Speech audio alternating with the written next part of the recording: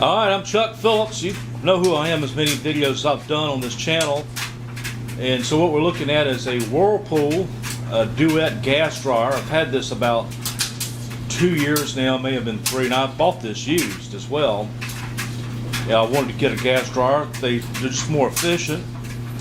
And so now I'm having a problem with it, of course, which is to be expected. Just know that these newer appliances, probably regardless of brand, are probably just not built as good as the old ones. And that's why when I did home inspections, it wasn't uncommon to find appliances from the 70s that were still working really good. But I think I know what the problem is. And they said, why don't you turn that thing off so I can hear you better? Well, I don't want to turn it off now because it's actually working. But it's working by luck. That's the only reason why. What it was doing, it'll turn, but the gas would not ignite. And like the heater part of this thing. And so apparently it decided to start working, but I think I know what's wrong with it too. I believe it's one of those thermistor, I think that's what they call it, or thermal fuse that's about behind this thing. And of course, luck would have it, they put this damn a sheet metal screw here at the bottom of it to where you can't get this on it. There's no way. The casing is blocking it, so I'm gonna have to do some jackleg, alterations by hitting this damn thing with a hammer, and hopefully I can put a dent in it to where I can get that off. All right, I got this shroud off the bottom of this. It was a little bit of a pain. Thank God I only had 2 of those sheet metal screws in it holding it. But you can see all this lint, dust, and just pure nastiness in here. These things should probably be cleaned out at least once a year, and so there's a possibility this could be somewhat of a fire hazard, especially your ducts that go out to the exterior. They really should be cleaned once a year. And if you have them going through the roof, which a lot of these newer houses do, it may require the service of a professional to come in and clean it. So this is what I need to get off next, and I'm hoping I don't have to take this part off to get to the top part. Maybe it's just hanging in there. And so let's just see what's hiding behind that. Alright guys, well, there's a slim chance that this may have been the problem. You may not even be able to see it. I'm trying to get my camera angled where I can sort of zoom in on it. But really what I think it is, you can't, where my finger is, back behind that, there's a quarter. And so it's touching one of the legs of that wire, and it may have been grounding it out to the chassis. And that would be some luck if I get that quarter off of there and this thing starts working again. Alright guys, as it turned out, it looks like I'm going to have to replace some parts on this, and they're not too expensive. This actually came as a kit for about $10 off of Amazon, and that's where these 2 sensors go, and it's either one of them it's probably bad, or both. That's why I'm going to replace them both, and I'm going to have to mark those wires, especially the one on the left, to make sure it goes back the right way, because they're both red wires and you can get them confused. So I'm going to mark one of them as to position it needs to go back on these new parts. So hopefully this fixes it. Alright guys, these are the old parts that came out of this, and it went in relatively easy. It was a kind of a bitch, these sheet metal screws, to get them out, because there's not enough height to really get a nut driver on those. So basically what I did was just take up this and a needle nose pliers, and once you get them broke loose, then you can just use your fingers to back them out of there. And it's only one screw on this left side. So what's on the left is this one here, and what's on the right is that there. And that one takes 2 screws, this one takes 1, and so thankfully it only had 1 screw for that. And so the thing is, you want to mark both those wires are red. You want to mark the one that's either way, just so you know which one goes to which whenever you put this back. So that's why I marked the right side of this red, so I know which wire that post went to. And so you'll probably need a pair of needle nose pliers to lift those connectors off those binding posts. But we'll see if this is what fixes it. I mean, maybe the coin resting on that made that part go bad. So hopefully that's what fixes it. We'll see. All right, well, I've got the housing off this blower unit. As it turned out, I really didn't have to take that off. Well, yeah, I did too, because that's the only way I could get to the back side of this. Plus, it needs to be cleaned anyway. But that's that thermistor and thermal fuse back there, and one or both of those is probably what's bad. And the fortunate thing is, Amazon actually has both of these together on their site for less than 20 bucks. So, I'm going to save myself probably $150, $200 for a service call doing this, and I'll have me a working dryer again. And I will get paid some money back. As you can see, there's a quarter in the bottom of this, so I'll at least get that back out of doing this. But you can see it's a pretty big mess like I showed you earlier. And so this probably did need to be taken apart and cleaned, So it may even work better even after that.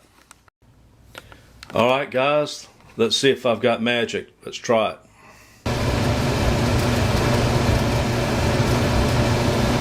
See it glowing? Oh yeah. So that's what it was.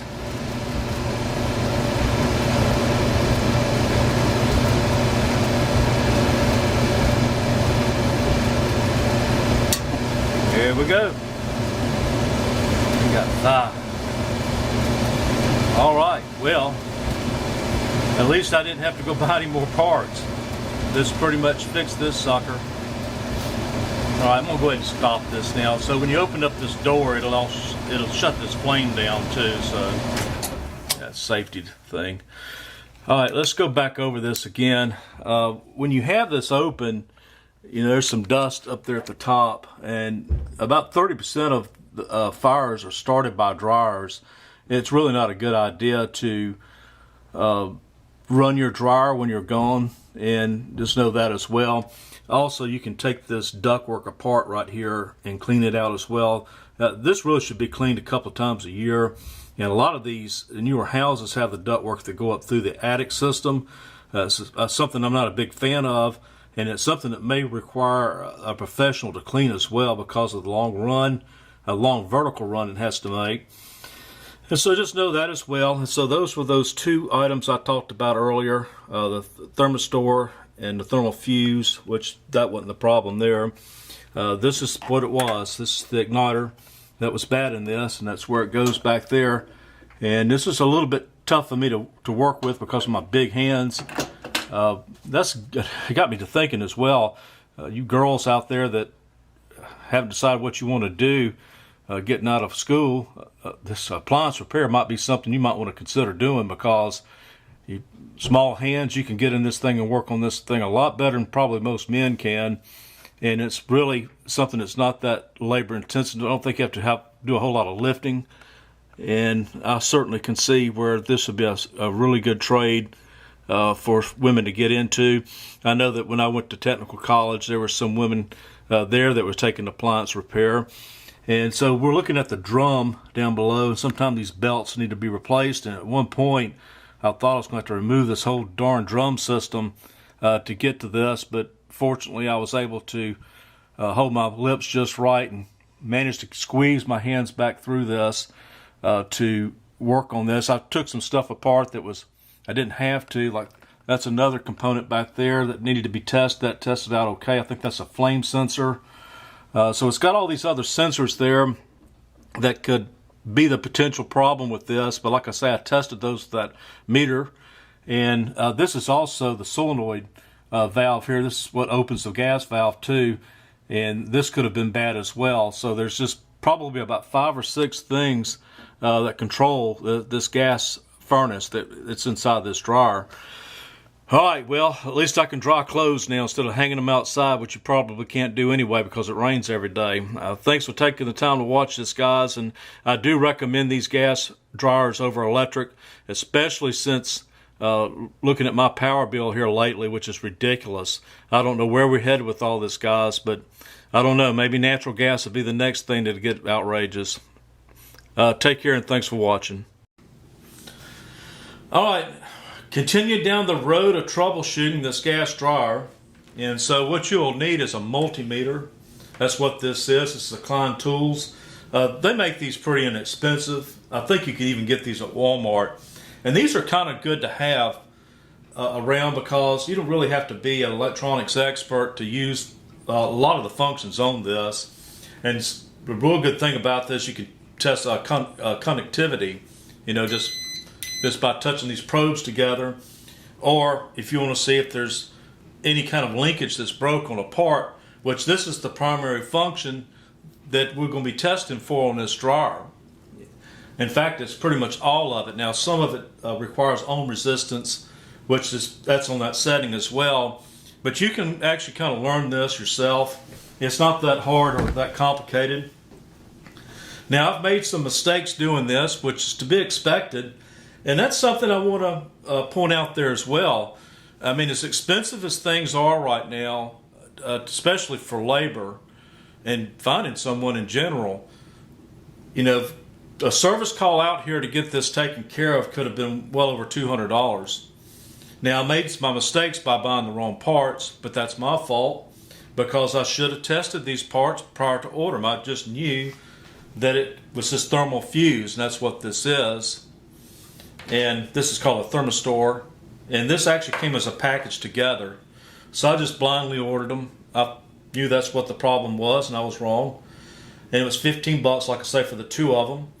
And so what I should have done was tested for conductivity, and that's what this will do. So I want to do that right now. You can hear the tone. So this is good.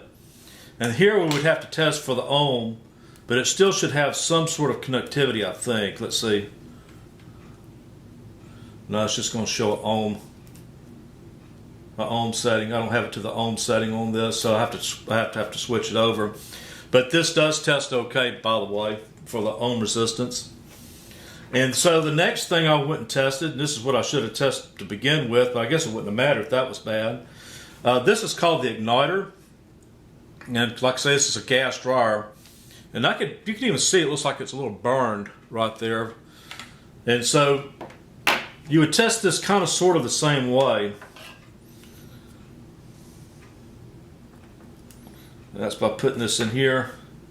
But you can see there's not much of a connection there. It's got some, but not enough. So let's go to the new one.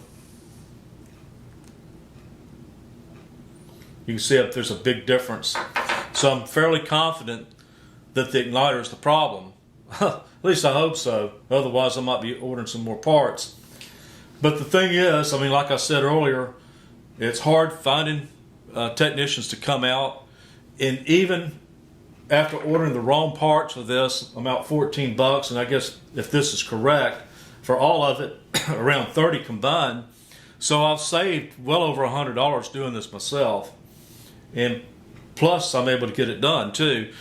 And this is the reason why I think it's a good idea, especially at this point in life we're in, is to have two of everything.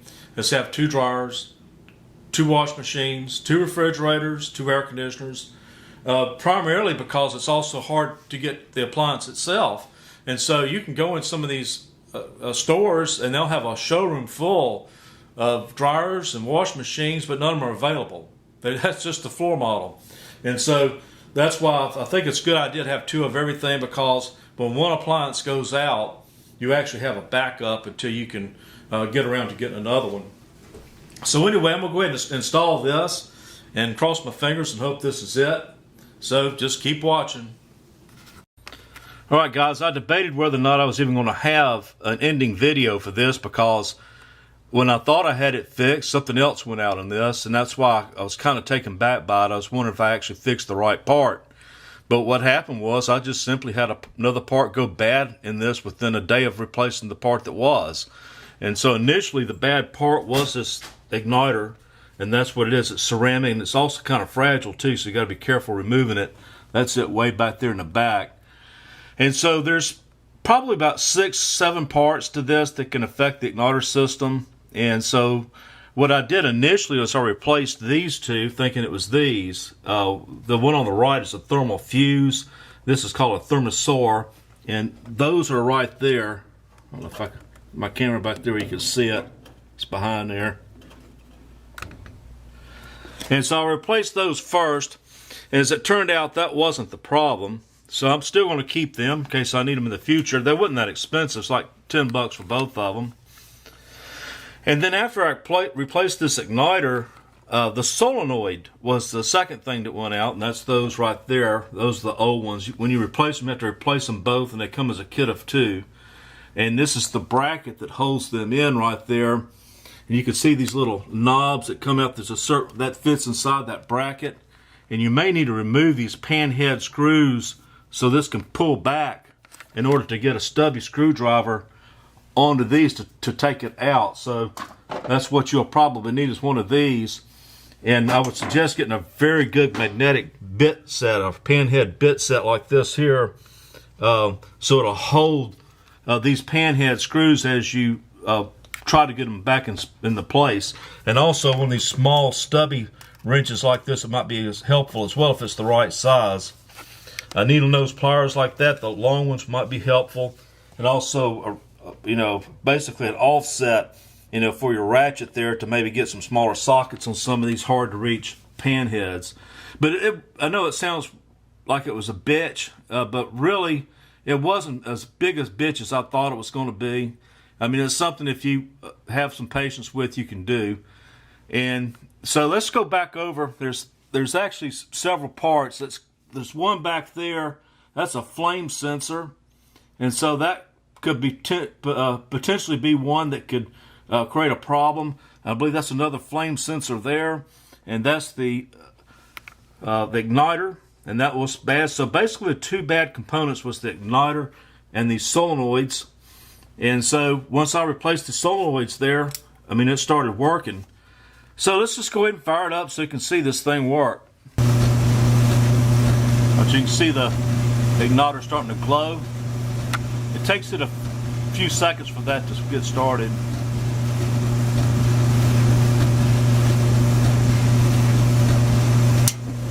There we go. We got fire. And so now it's working again. Now I highly recommend you unplug this thing from the wall, when you go to working on this. And if you go to working on these solenoid, you may want to turn off the gas too. I didn't see anywhere where gas could actually come out of this, but I went ahead and shut it off. And that's why you should have an independent cutoff valve for every gas appliance in your home. And so I did cut it off anyway before I replaced those. And so I'm going to keep crossing my fingers and hoping that there's no other parts that have to go out. So thanks for watching, guys. Hopefully this has been somewhat informative to you as well. And take care.